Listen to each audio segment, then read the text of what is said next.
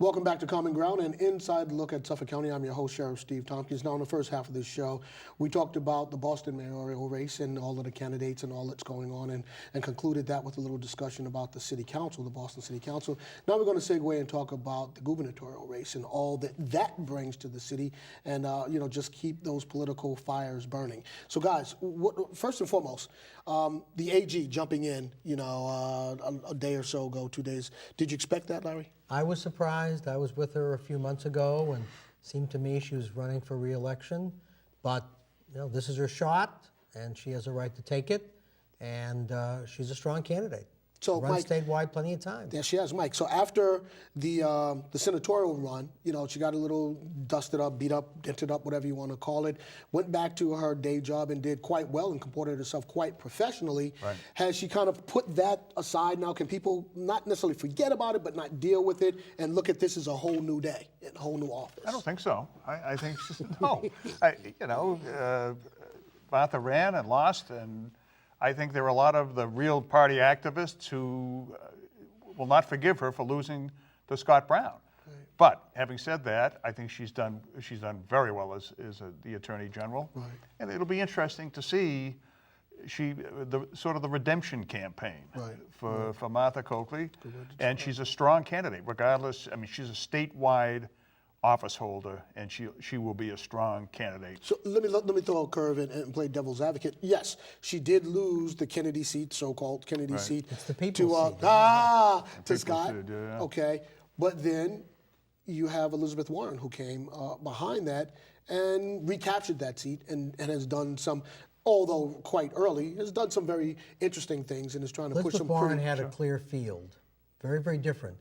Martha Coakley had a tough field. She had to beat Capuano, and others, and she did. Yeah, but where I'm going with this is, so Elizabeth is in. I was going back to your point of people may not forget or forgive. Now that we have Elizabeth there, does that ease the pain, or still not necessarily? People have long memories. Yeah. I tend to think Coakley's an extraordinary strong candidate.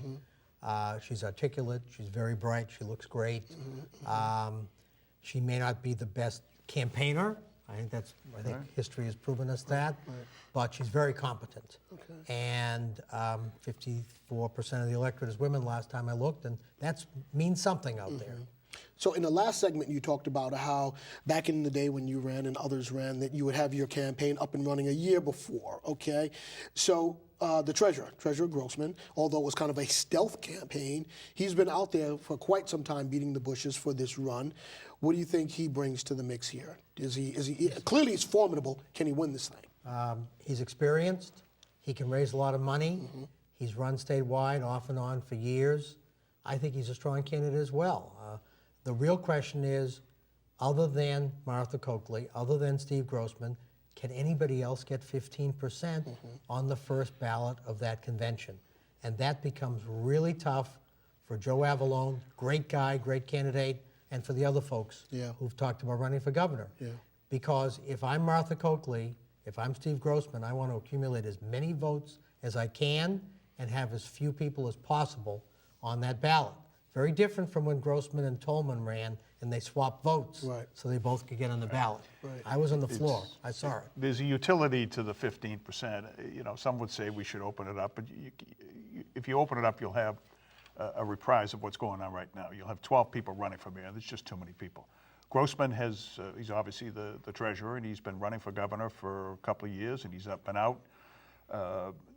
As some folks jokingly say, he'd go to the opening of an envelope. I mean, he is just at every event, and he's out every night of the week. He's at wakes, funerals. He reminds me of like old-time Irish Paul, and he was at Mike Ash's bake out in Springfield. Right, exactly. Retail. He's very good at retail politics. Right. And Marsha, I apologize. Yeah. She doesn't seem to be as comfortable with retail politics as Grossman. And this is a guy with a Princeton, Harvard business background is out seemingly more comfortable than Martha, who's been the AG. Of ice cream. Yeah. Now, does Congressman Capuano, does he get in or not? Where are we going with this? I would say no, but I've received no signals that he's Right. hopping in, but I'm not an intimate of his. I saw him about a week ago. He was at our office. We had an event, and he didn't look like he was running for governor to me. I think he needs to sit down with Joe Curtatone, the mayor Right, of Somerville, right. and say, Figure that out. okay, which Italian's running for governor? Yeah, because my understanding was that if the congressman did not get in, that the mayor of Somerville may, in fact. I've heard that. So what's Whether happened in to the fact race? He's it's been a true. great mayor, but he has a 15% problem as well. Yeah. 15%'s more or less 700 people. Depends upon exactly what the number of delegates is. The convention's very, very big. 700's a lot of people. And there are people who control blocks of votes.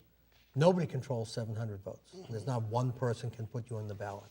So that really requires cobbling together a number of different allies. And the Democrats, the Democratic primary at least, will be a bloodbath, whereas it appears Baker's gets a pass and he can raise money, and if he can run a better campaign than he did 4 years ago, he'll be formidable. Do you think he's grown? Do you think he's figured this out after the last campaign? I'm not so sure. I like Charlie. I've known him a long time. I know Larry knows him. I think he's a terrific. I think he'd be a terrific governor. If they appointed governors, just pick out the curtain, he'd do great. But you have to run, and he did not run a good campaign against Deval Patrick. There's an old Lyndon Johnson line from 1960, and he said of some of the appointees, I wish one of them had run for sheriff, even if he lost. Remember that line, Mike? Sure, I do. And Mitt Romney learned a lot when he ran against Ted Kennedy in 1994. He learned what he was good at and what he was not so good at. Right.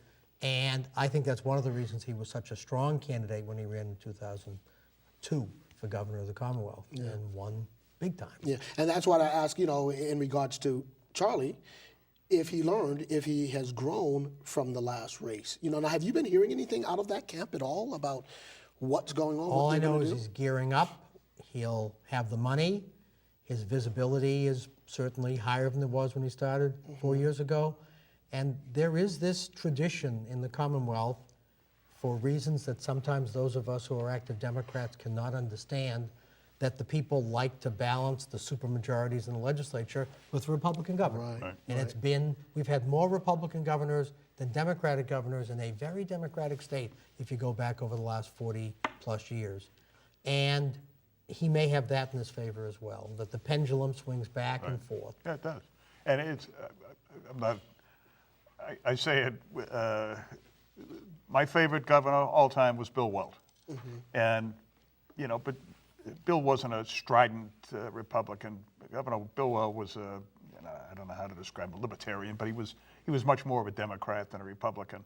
Charlie came across as kind of angry the last race. That's not the way he is. We know him as a human being. Right. And he's a very decent guy. He is, and you know what? People don't want to. They're not going to elect somebody who's angry. They're going to elect someone who they can say, "I feel comfortable voting for." So I think the real problem that a lot of candidates have is they spend all this money on high-priced consultants who couldn't find their way from here to Eggleston Square. I know. And Charlie, I'm guessing, had some high-priced Republican consultants who take out the playbook that works in Alabama and think it works in Massachusetts. My advice to Charlie, be yourself. So, be Charlie Baker. Left, middle, right, where does Charlie fall? Where does his ideology In the fall? middle Is he in the someplace, which is where most of us are. Okay, good. This is not a strident ideologue. There are a few of them in the Republican Party in Massachusetts. They don't get elected anything. I mean, Scott Brown's not a strident ideologue. And I think that those kinds of folks are very electable in this state, given that the demographics of the electorate in Massachusetts have changed dramatically, and the number of Democrats continues to shrink very, very slowly, and the number of people who are unenrolled, so-called independents, is just about 50%. Just as an aside, what does the future hold for Scott Brown? Does he get back into this thing? Not in the Scott governor's Brown race. works for Nixon Peabody. I know, He's a busy exactly. man. That's what I'm saying. He's So a does he busy get man. back He into works for Nixon politics? Peabody. I would say why. You've been He's there. working for Nixon Peabody. Well, He might run for office. exactly. There you go. I'm a firm believer of Andy Warhol. Everybody gets 15 minutes, and why go back and run for something unless your heart is You make a good point. fully though. committed to he's it. making a good living. He has Life is great good. flexibility in his schedule. He has some TV gigs. He does some speaking. He practices a little bit of law. He's right around the corner from me. Yeah. I see him. Yeah. And I think he's happy doing what he's doing. Whether he makes up his mind to run for something else, you better ask him. So let me ask you this, going back to the last campaign with Coakley. So Scott, and it surprised me when Scott was the last Republican, the last man standing, was it assumed that Martha Coakley, it was her seat to lose, and so other Republicans didn't jump in, and he just happened to benefit from that, or what was that all about?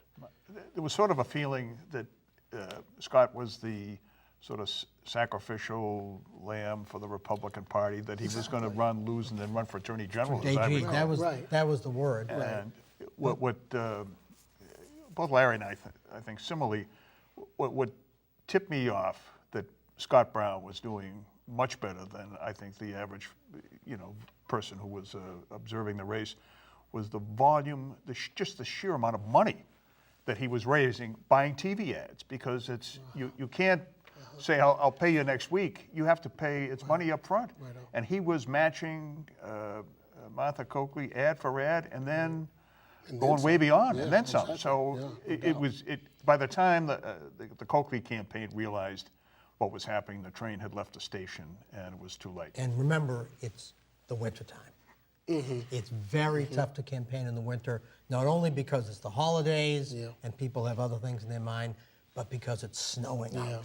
And it's very tough. Right. And I think by the time it was over, it was too late for her to turn it, that she saw it might be over, it was too late for her to turn it around. Right. And there's a whole bunch of other issues. You have to remember that this was a nation that turned out, 68 Democratic congressmen in 2010? Some number like that. There was an enormous swing away from Barack Obama within a year and a half of his election. Scott Brown was the beneficiary of that. There was not anger about health care, but there was more confusion as to what it meant to me. Does it mean I lose Medicare and all those kinds? So there's a lot of anger. But remember, 50% of the people are unenrolled. They've made that decision.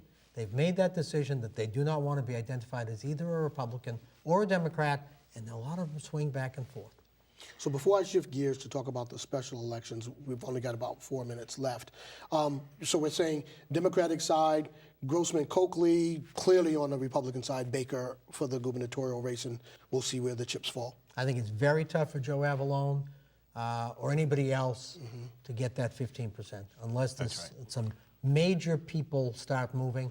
I don't think it's easy for Joe Curtatone, but it's maybe a little easier for him if he gets some mayors to line up the votes for him. And the delegates, they want to be courted. This is their moment, and they're going to decide who's on the ballot and who's not. It's not as if you decide you're going to run for governor and go out and raise or go into your own pocket. You have to go around to the delegates, and I don't know how many, Larry would know how About many. 5,000. 5,000. Okay. And that's what Steve Grossman's been doing, and that's what Martha Coakley has done. Right. So now, look, talk to me about the special elections. We've got these things like You don't have that much time. Yeah, I know. I know there's like a new one every other month. I mean, is that good for the electorate? Is it bad for the electorate? I think it's bad for the electorate. I think the current system we have for choosing U.S. senators, which was that